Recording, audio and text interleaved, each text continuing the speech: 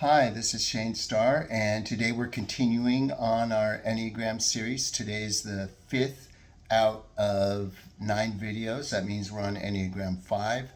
If you have not seen any of my other videos on this, I am trying to use typology to help improve my own life and help others improve theirs. That means I'm taking a little bit of a different approach to this than just giving knowledge or a deeper, in-depth look. Rather, I'm using an extroverted thinking approach, trying to just say, hey, let's make this work for something, for making our lives better. So in our typology, focusing on MBTI and socionics, the way I did this is I focused on a few key functions: your demonstrative function, your tertiary and inferior functions, or suggestive and mobilizing function.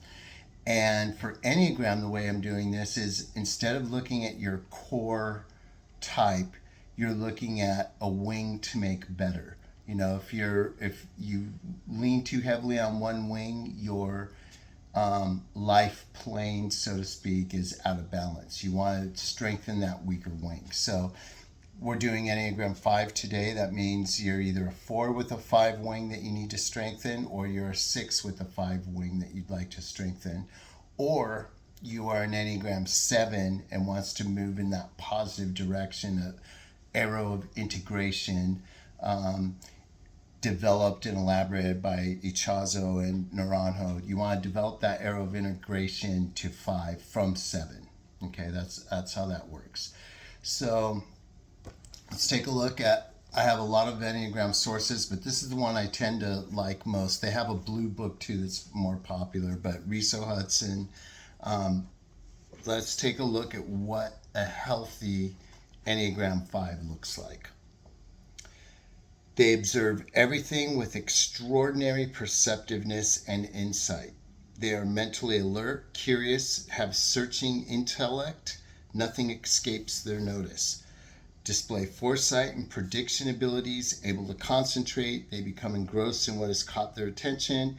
They attain skillful mastery of whatever interests them, excited by knowledge, often become an expert in one field or another. Innovative and inventive, producing extremely valuable original works, highly independent, idiosyncratic, and whimsical. At their best, they become visionaries, broadly comprehending the world while penetrating it profoundly. Open-minded, taking things in whole, in their true context. And they make pioneering discoveries and find entirely new ways of doing and perceiving things. So if you are a healthy Enneagram 5, you already know that. You don't need this video. I look at for Enneagram 6 or 4, or in your health, an Enneagram 5 goes to 8. So, but if you are a 4 or a 6 or a 7 and you'd like to strengthen that 5, then this video might give you some assistance. So who are we looking at today to help sort of encapsulate and feature Enneagram 5 and what that looks like? In a similar way, when we did introverted thinking and I did a sort of exposition of Hegel's phenomenology of spirit, I found another completely different but strangely similar in its own way excuse me, philosophical work, and that is Ludwig Wittgenstein's Tractatus Logico-Philosophicus. This is it. This is back from my grad school days, and we'll be looking at some quotes of this. But before we get into this book, a little bit about Wittgenstein. His dates are 1889 to 1951. He had to fight in the First World War back in 1914, fought for Britain. He started off What's funny is he had to, when he was finishing his bachelor's degree, they had to do a thesis, much like we do for a master's or a doctorate. And his submission was missing like a preface with notes and sources. And when he turned it in, his supervisor noticed the great quality of his work, but nonetheless had to deny him a pass for his dissertation because it was missing these relevant parts that were part of the requirements. And this is a little known story about Wittgenstein, but I find it very interesting. He wrote a letter back, and this is what he said in the letter. If I am not worth your making an exception for me, even in some, all caps, stupid details, then I may as well go to hell directly. But if I am worth it and you don't do right by me, then you might go there. Apparently, this letter stuck in his supervisor's head for years and troubled him greatly. And even though Wittgenstein apologized later, on that count, I still never apologized to the instructor at Yale who I disagreed with, and she gave me a B minus in a class, which I'm still resentful and bitter about, but whatever. Such things happen in life, and they happen in academics too. They kind of made up, but never became friends, even though they were well aware of each other's work and stuff. So off Wittgenstein went to war, and he wrote a lot of journals, which is interesting because, I don't want to make this about religion, but Wittgenstein's philosophy very clearly brackets religion out, like neither for nor against. His in plain language, he just says religion has nothing to do with philosophy. Philosophy focuses on what is and what we can meaningfully say about the world, and religion is kind of beyond that. Now, that being the case, he carried a copy of Tolstoy's Gospels with him in war, and everyone knew him as the gospel guy because he would pass those out to soldiers who were in need of help mentally and psychologically under the great stress of war. And he also, Wittgenstein, wrote a lot of stuff about religion and God in his diary. He talks about God being equal to the meaning of life, comparing God to a father like it does in the Bible. And he says to pray is to think about the meaning of life, which is important because for him, philosophy is more like a science than literature. And so he's focusing on the mathematical qualities of philosophy, which leads him in the direction of language. So to bracket religion out of that is not to say he rejects religion. It's a completely different thing. I noticed, none of the atheists claim him. In a great misfortune, Wittgenstein developed cancer, and he ended up, holding on for a little while, but early 1951, he was sick a lot, and he did ask for a Catholic burial. He wanted a priest who was not a philosopher. Again, you know how they say that separation between church and state. Wittgenstein wanted the separation between philosophy and religion, unlike many of my favorite philosophers who combine the two. Kierkegaard, Nietzsche in an anti way, but he still does it. Heidegger really is careful not to mention religion explicitly, but if you read Being in Time, it's you have to read between the lines, and it's more profound than what he actually says. So a lot of philosophers do combine these. Wittgenstein didn't, but that didn't mean that he didn't have a great love for God and respect in his personal life, which I find interesting because it's hard for me to separate things into compartments like that. Most notably in my life, I try to look at personal things when I'm at work, like I do these videos from work. At the same time, against the rules, I peek at my work emails from home. I'm always kind of thinking about work, even if it's secondary. So, when I'm at play, I'm thinking about work. When I'm at work, I'm thinking about the things I want to do outside of work too. Some people are better at really compartmentalizing their lives like that. I'm getting better at that, but I'm more the same person no matter where you see me. I might be dressed differently. Tomorrow for my Enneagram 6 video, I'll be back in my suit, but that's just off the point. But Wittgenstein, to bracket something out doesn't mean a rejection of it. It just means to have a separation of it.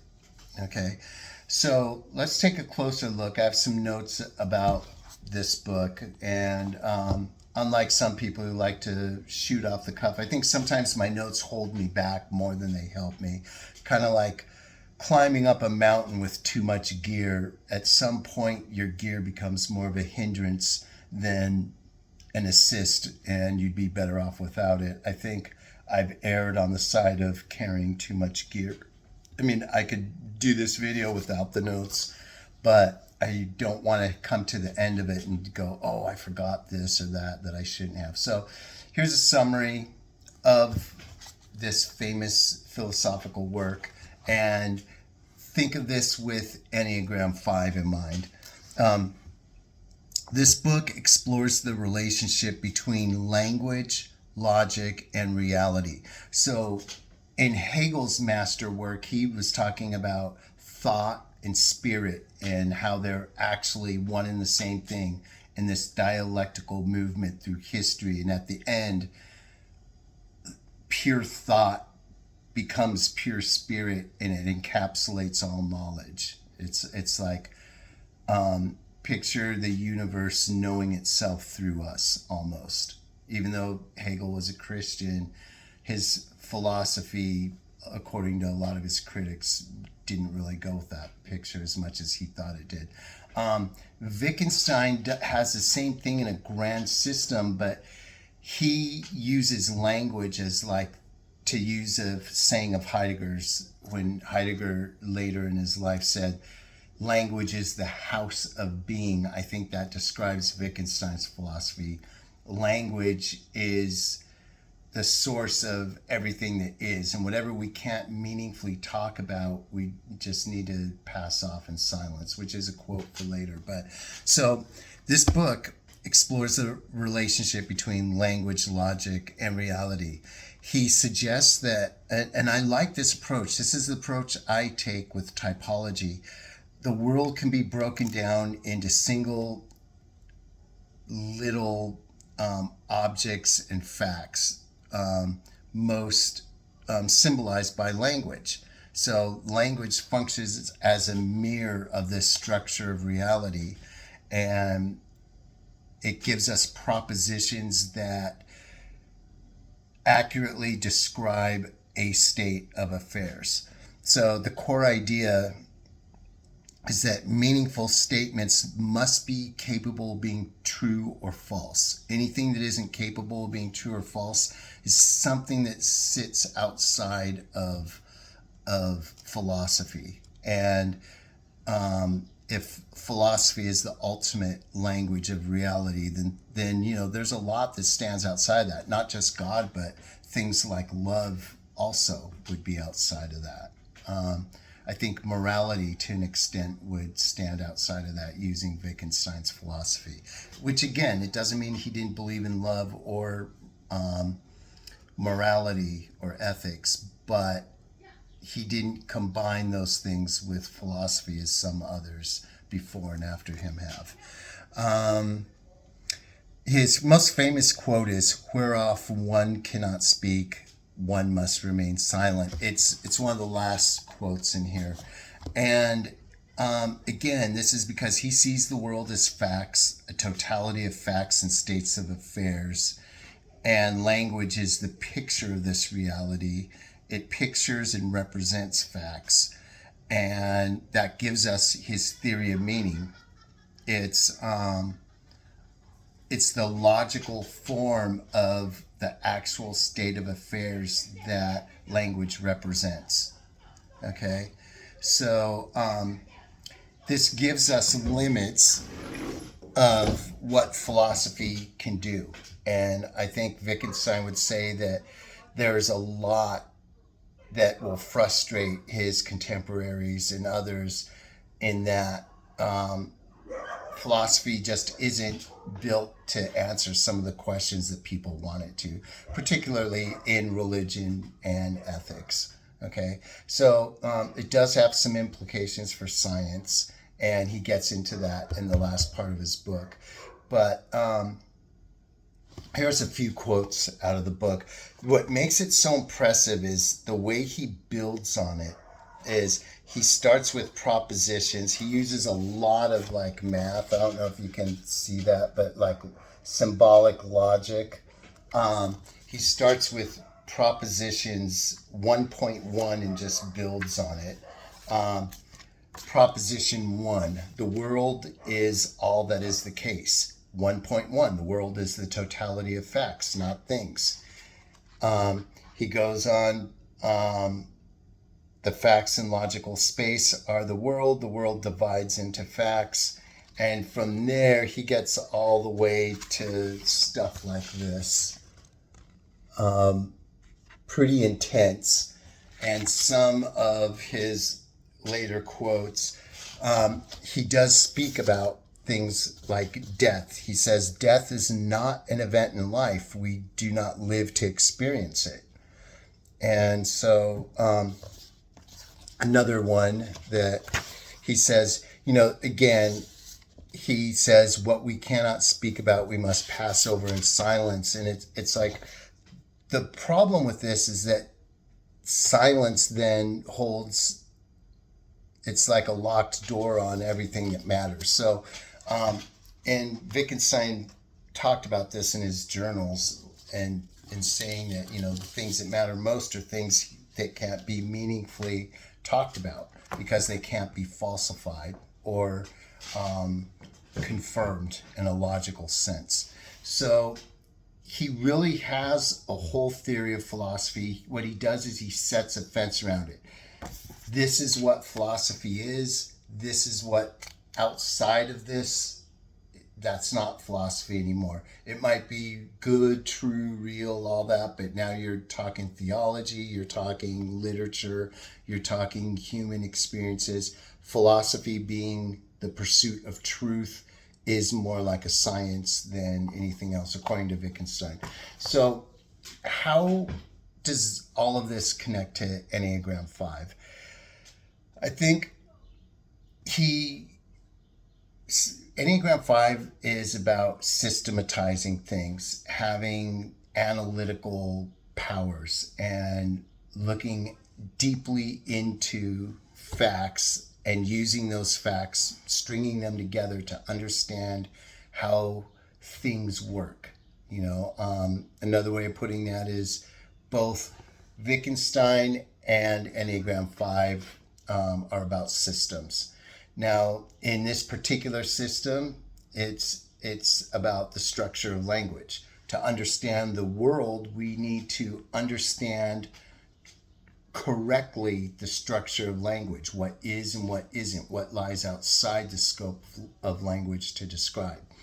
Once this goal is achieved, once we understand language and know its limits, then we understand to a greater degree in our own lives what can be done, what cannot be done.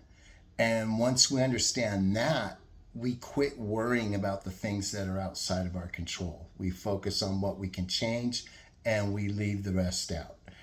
This kind of knowledge is liberating because it frees us from things that hold us back, our fears, our problems. A lot of them are outside of our control. Quit worrying about what you can't control. Focus on what you know and what you can control, and then that knowledge will be liberating. Liberation is power. It liberates us from a life filled with frustration and aspiring for things that are outside of our control. So this liberation can be understood as knowledge, and again, knowledge is power. That captures the whole thing, really. So, how do we unlock this? How do we unlock our inner Enneagram 5? Out of every video, because I've done the work for all 9 of these videos already, I just haven't had time to make the videos themselves. I think Enneagram 5 is the easiest to put into motion. It's the easiest out of all 9 to start. The problem is having the desire to start for most people. Now, if you're like me and you made an academic career out of philosophy, then you love knowledge and you love the pursuit of it. But what about the Enneagram 7 trying to use that arrow of integration to 5? The 7s I know, they're really smart and bright, but they don't like reading. They don't like going through all of this stuff, you know. They don't like looking at symbolic logic and saying, what the hell is this? This isn't fun. I'd rather do something fun. You know, so how can we unlock that inner Enneagram 5? And I think number one, and it sounds so cliche, but the first step to doing that is wanting to. You know, think, I want to grow mentally. I want to grow my analytical powers. You can't, that just doesn't happen by itself. Your brain isn't going to get smarter on its own. You have to work on it. Just like an athlete would work on working out, going to the gym and dieting and stuff. You have to do the same with your mind to get smarter. So get that desire. If you have that desire, cultivate it, you know, water it so that it grows. Focus on being, you know, intellectual and observant. You know, don't take just the surface level of things and move on. Like, dig deeper, find out the truth and the meaning behind complex ideas and concepts. Next, I would focus on being independent and self-sufficient. When you have a question about a thing, a system, a concept, an author, a book, instead of just asking someone and accepting their answer at face value, dig deeper, do some research. Don't just look up something online, the first thing you see, just say, okay, I got it. Look at the original sources. Do some digging. Do some actual intellectual work. That will unlock that inner Enneagram 5. You'll want to be resourceful and knowledge-oriented. Always ask why, and until the whys either tail off or stop. You know, why did Wittgenstein write this book? Okay, he wanted to solve a problem, a very great scope. You know, well, why did he feel the need to solve that problem? What was the meaning of it? And he thought their philosophers were missing a big problem in language. You know, people disagree because they disagree on the definitions of concepts, and they disagree on the definitions of concepts because they're intellectually sloppy. And I think that's the same problem we have in typology. We need to have more concise, accurate definitions of the parts, and from there we'll start agreeing more on what type does what function does what. We'll know what, you know, an INFJ really is, instead of someone saying one thing and someone else saying another thing. Why? Because we'll have all the parts, all the Jungian functions or elements in line. We'll have them. Once we agree to that, we can move forward. In the same way, and you can use typology as your vehicle for this project, or whatever it is that interests you, whether it's philosophy or cars or anything else. But since this is a typology channel, why not use typology as that? I would say while you do a deep dive into knowledge, be careful not to get the negative side of 5, you know, like being socially completely isolated. You know, you don't want to be paranoid about people or any of that. It's funny, no one has ever typed to me as a 5. I know I'm not a 5, but it is always the second highest type I get out of all my tests I take. It's been consistent. So I know 5 is a part of my inner self, and that's why I'm learning about this whole series in Enneagram. Is we have all 9 within us. Yes, we have a core type.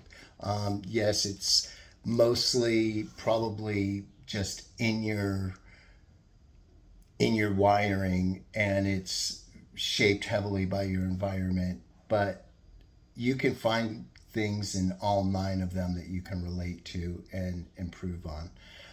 But for 5, the big thing is have a love of knowledge, and then actually do the intellectual work to know more about the things that matter to you. That's all I have for today. Tomorrow we're going to take a look at Enneagram 6. Peace out.